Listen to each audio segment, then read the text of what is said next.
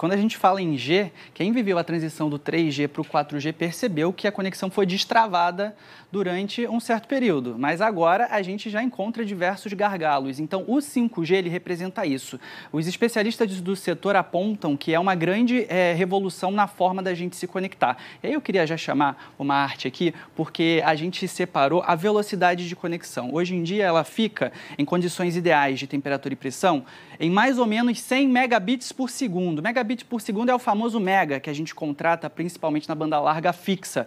Com o 5G, esse potencial chega a 10 mil megabits por segundo. São os chamados, a gente já pula para os gigabits por segundo. E dessa maneira vai ser possível realizar um monte de coisas, como, por exemplo, baixar um filme em altíssima definição em questão de segundos, ou então transmitir ali o momento do gol num estádio de futebol lotado, que atualmente não é aconselhável, mas a tecnologia permite, também sem nenhum tipo de falha, sem nenhum tipo de dificuldade. E, Lilian, outra dificuldade em relação à latência. Hoje em dia a gente está falando ali com alguém no tablet, no celular, e percebe que a pessoa demora para responder.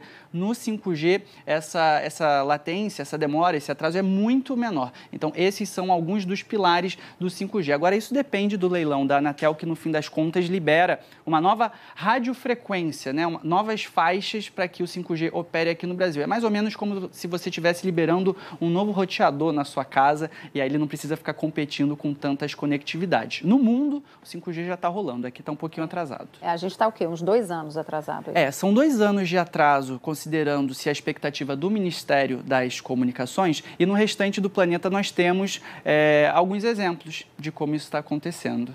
Agora, enquanto a gente não experimenta, então, essa realidade, detalhe aí, como é que está sendo essa questão do 5G nos outros países? Está funcionando bem ou expectativa e realidade estão muito distantes? Depende muito do país, mas eu separei aqui, a gente tem mais uma arte para mostrar, alguns países em que a experiência do 5G está muito boa. Por exemplo, Coreia do Sul, 361 mega. Essa é a velocidade média que eles conseguem pular. A Coreia do Sul é casa de algumas das maiores fabricantes de tecnologia do planeta, eles estão sempre envolvidos no desenvolvimento de novas tecnologias, então é só sucesso por lá. Mesma coisa, Taiwan, Emirados Árabes, Austrália, o Japão, que utilizou 5G, inclusive, durante a transmissão das Olimpíadas. Então, a gente percebe aqui que, de fato, os usuários estão tendo uma experiência melhor. Isso aqui é a velocidade média. Quando a gente considera o pico de velocidade, pode chegar até 900 megabits por segundo, então realmente faz toda a diferença. E, Lilian, você perguntou, né, o que muda para a gente? No caso dos usuários, a gente vai conseguir velocidades maiores, não vai ficar ali com tanta dificuldade para se conectar, para baixar o filme, esse tipo de coisa. Mas também muda o paradigma para o setor produtivo. Tanto que, numa outra tela que eu tenho para mostrar, a gente tem alguns exemplos de aplicações de 5G que vão além da pessoa física. Por exemplo, a realidade virtual. Nessa semana, uma rede social anunciou uma nova plataforma em que os colegas de trabalho vão se encontrar com óculos de realidade virtual, cada um na sua casa, mas eles todos interagindo. É um pouquinho estranho, mas... eu estava pensando aqui, mas tudo bem, ainda bem que você que falou. Mas o 5G destrava essa possibilidade. O setor agro, eu acredito que vai ser um setor com muitas possibilidades, porque tem um apetite por sensorização, ou seja, para os equipamentos conectados, que tudo pode mudar com a possibilidade do 5G. A indústria... Operação remota, né? A operação remota é uma das possibilidades. Outra é a operação autônoma. Por isso existem os carros robóticos, que ali também são mencionados, aqueles carros que se dirigem sozinho. Se eles puderem se comunicar entre si e com uma rede central, fica tudo muito mais fácil para a gente não ter nenhum tipo de problema.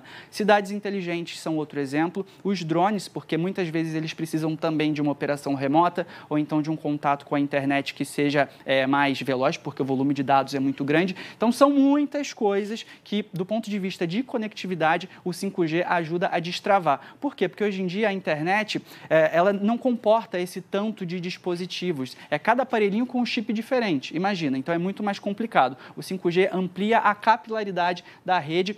Tanto é importante para o setor produtivo que o Ministério da Economia, lá em 2019, quando a gente começou a acompanhar essa história de 5G, declarou que esse leilão da Anatel seria um dos maiores da história do Brasil. Deve movimentar por volta de mais ou menos ali 44, 45 bilhões de reais, entre o valor pago pelas operadoras para poder explorar o 5G e também as obrigações que estão previstas nesse leilão. Obrigações essas que são justamente o que virou um gargalo na reunião dessa semana. Tem um ministro do TCU que sugere que não haja tantas obrigações e que o certame, no fim das contas, seja mais simplificado. Mas tem tudo para revolucionar, é o que diz todo o pessoal da indústria. Só para destacar aqui uma informação que eu pulei ali, que a data do leilão ainda não foi marcada, porque depende dessa decisão do TCU. Sim. Enquanto o TCU não decidir, não tem data do leilão. Agora, deve ter gente em casa que deu uma olhadinha no celular e viu lá 5G. Mas como é que não chegou e está aqui aparecendo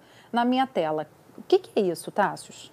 Esse é um ponto de muita confusão, tem um pouco de polêmica envolvida nessa história, porque o que acontece? Algumas operadoras, elas já estão utilizando as faixas de frequência do 4G para destravar algumas funcionalidades do 5G. Então, se você vai lá na torre, na antena, tem uma célula, ou seja, tem mais ou menos como se fosse um roteador específico para a transmissão desse tipo de dado. Então, num certo sentido, é 5G. Mas, Lilian, nem se compara com o 5G, que eu chamo de 5G em capacidade máxima, que é esse 5Gzão, que a gente está esperando ver por aí. A minha indicação nesses tempos mais recentes para os assinantes é a seguinte: se você tem a possibilidade de, neste ano, já comprar um celular com 5G, você vai estar preparado ou preparada para o futuro. O Ministério das Comunicações estima que as grandes cidades, as maiores capitais, tenham 5G a partir ali de meados de 2022. Agora, o brasileiro, ele já está com apetite por esse assunto, tanto que o comparador de preços Buscapé realizou um levantamento e identificou que, do último semestre de 2020 para o primeiro de 2021,